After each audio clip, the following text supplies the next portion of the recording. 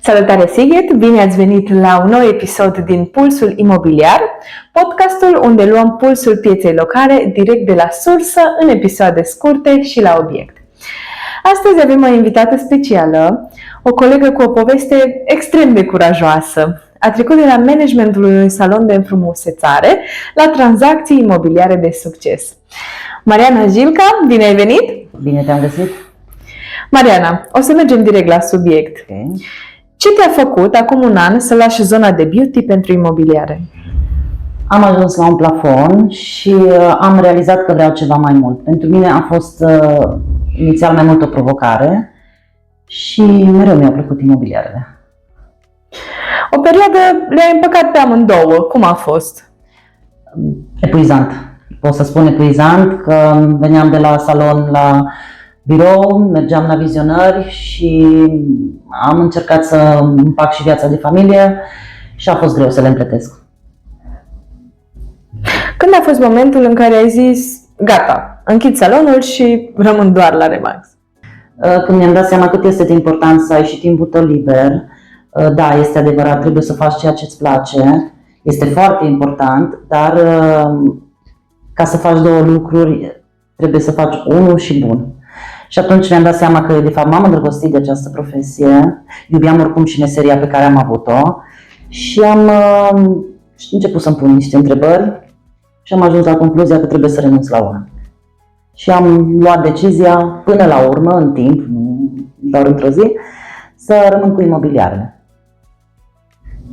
A fost greu să faci pasul ăsta, să renunți la ceva sigur și să vin imobiliare unde nu-i întotdeauna totul foarte constant?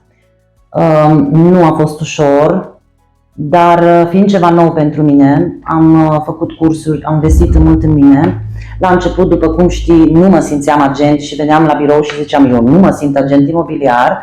După am început să simt că sunt agent imobiliar și cumva m-am înrădăcinat și în profesia asta, fiind ceva nou pentru mine și am început să învăț, am văzut că în fiecare zi am noi provocări și învăț lucruri noi. Astăzi sunt mai bună decât ieri și cumva am spus ajunge cât am făcut coafor și vreau să fac lucrul ăsta, dar în timp mi-au venit răspunsurile la întrebări. Spuneai că întotdeauna ți-au plăcut imobiliarele, chiar și înainte să vii la noi. Ce te-a făcut să alegi Remax și să nu-ți deschizi propria ta agenție imobiliară? Eu cred că să deschizi o agenție imobiliară sau chiar și un salon de beauty sau chiar și un bar, nu poți să deschizi un bar dacă nu știi să faci măcar cafea, nu poți să deschizi un salon dacă nu știi măcar să faci o ramură. Așa este și în imobiliare, nu poți să deschid eu imobiliare când nu știi cu ce se mănâncă. Și atunci am simțit că trebuie să învăț și bineînțeles și acum trebuie să învăț multe și probabil și peste 50 ani va trebui să învăț și să mă actualizez. Am simțit că aici am ce să învăț și practic profesia asta a venit spre mine, nu eu. Deci ea și-a făcut loc în viața mea singură. Și cum ai ales Remax? Pentru că mai avem agenții Remax aici. am ales pentru că, hai să spun de la început, către mine vedeau cunoștințe și prieteni să le vând cumva proprietăți, iar eu mă ocupam ca orice amator. Și mi s-a spus nu odată, ție ți-ar sta bine să faci agent imobiliar, bineînțeles că am luat-o sub formă de glumă la început. Și am ales Remax pentru că am văzut un anunț. Apoi am ezitat și am văzut al doilea anunț și am zis hai să merg. Și când a venit prima dată, spun sincer că eu fac cam ceea ce simt, când am ieșit, am coborât de pe scările de aici, am simțit așa o liniște și ăsta a fost răspunsul că asta este ceea ce trebuie să faci. Am înțeles. Tu ești cunoscută în biroul nostru, o să dau un pic din casă, pentru agentul care nu se prea teme de piața rece, dai foarte multe telefoane fără nicio scârbă, ca să zicem așa. De unde ai curajul să suni proprietari necunoscuți? Unde îl găsești? Foarte bună întrebare, de unde ai curajul și de unde găsești. Dacă m-ai fi întrebat asta acum un an, nu știam să-ți răspund. Acum îți spun că la început exact această problemă am avut-o, că îmi era cumva teamă să sun de răspunsurile pe care le o să primesc, de refuzuri și acest lucru a fost pentru mine o provocare și am zis să încerc. Și am văzut că din ce în ce mai ușor este. Dând telefoane pe piața rece am învățat foarte multe lucruri și de la persoanele din exterior și de la clienți, posibil clienți, și am lucrat foarte mult la mine, cam așa, la 2-3 luni îmi dădeam câte un reset și ziceam am învățat ceva, mai am de învățat și acum ador să sun pe piața rece. Deci pentru mine să sun pe piața rece este o relaxare. Și atunci, dacă suni foarte mult, care e cea mai deasă reacție a unui proprietar din Sighet când îl suni tu prima? În primul rând îmi spun că nu vor să lucreze cu agenții. Prima sau și a doua. Apoi cât este comisionul. Bineînțeles că le dau răspunsuri la toate întrebările, dar cel mai des întâlnesc nu vreau să lucrez cu un agent imobiliar. Și atunci probabil că o să mă întreb ce le spun. Intenția mea este să ajut persoana din punct de vedere fiscal, din toate punctele de vedere și să ofer un plan de marketing bine pus la punct. 90% dintre persoane cam înțeleg mesajul. Cei care nu înțeleg mesajul îmi las tot timpul o portiță și rămânem în contact. Chiar noi facem evaluările gratuite, după cum știi, dar și o informație gratuită. Dacă tu ai vorbit cu o persoană și ai făcut o relație, ți-ai făcut o relație cu persoana aia, oricând ușa este deschisă și pentru o informație. Și atunci oamenii se lovesc de tot felul de probleme și le spun mereu, nu ezitați să puneți mâna pe telefon și să mă sunați. Și văd că munca agentului imobiliar chiar este valoroasă. Și atunci când ei au nevoie și îmi dau telefon și le dau informații bune, este mai ușor să vină spre mine. Cu siguranță. Aici e vorba și de un pic de psihologie, un fel de empatie pe care cred că le-ai avut și la salon. Meseria pe care am făcut-o și profesia de agent imobiliar au două lucruri în comun. Adică să ajuți omul. Tu ești persoana care ajuți omul.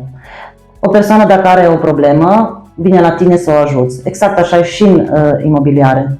Oamenii se lovesc de fel și fel de probleme, de fel și fel de situații și atunci trebuie să meargă la diferite uși.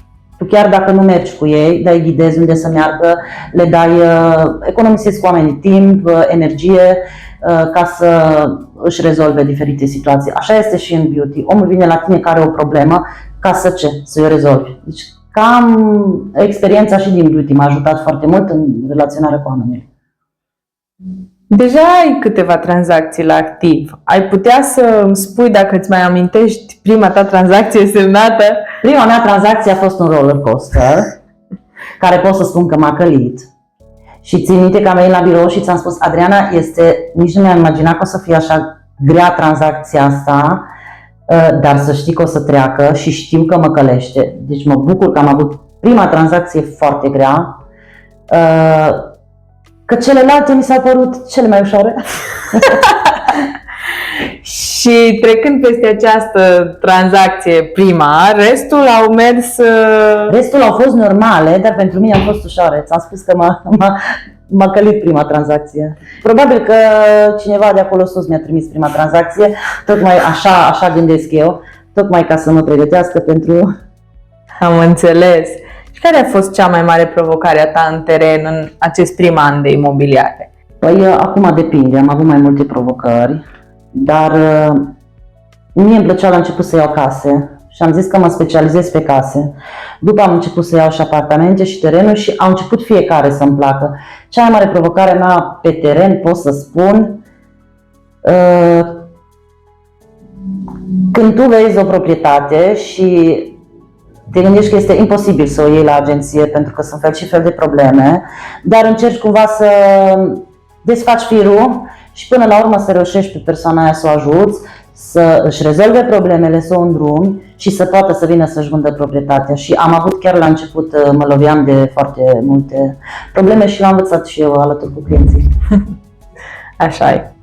Și ce îți place cel mai mult la viața de agent imobiliar în Sighet?